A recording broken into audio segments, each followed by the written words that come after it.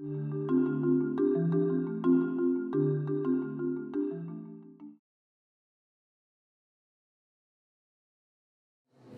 officials who testified at the board meeting had a common theme.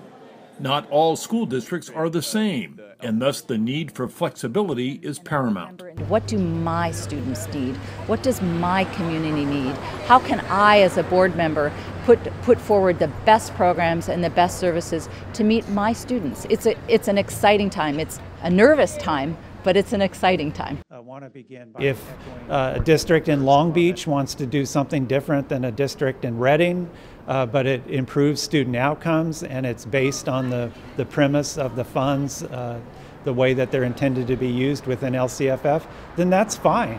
If the districts are not transparent, parents cannot be partners. Parents who traveled from across California had a simple message for the state board: the need for transparency. And then I'm here today to ask the board to make sure that our district is actually very transparent about the local control formula, because our students who have second speak language really need those funds to improve their readings and then also math.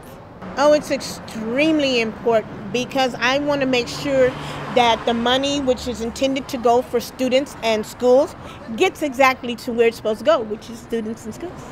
There were hundreds of students at the meeting. Students don't have a voice in the LCFF process. They're trying to change that. It should be a no-brainer that districts know that, we need to bring these students to the table and figure out how we can make their education better, how they can make their districts better. I believe that given the opportunity to share our stories and our voices, we can make a huge contribution to this new funding formula because, we are the most important stakeholders since we are most directly affected by this law each year. Advocacy groups like Children Now are working to make sure that systems are in place to ensure transparency, equity, and accountability so we can close the student achievement gap. How will we know a year from now that we're succeeding? I think success looks like some greater transparency in how the resources are being spent, a real commitment at the local level to invest in our high-need kids such that they're getting a higher level of service than the basic program.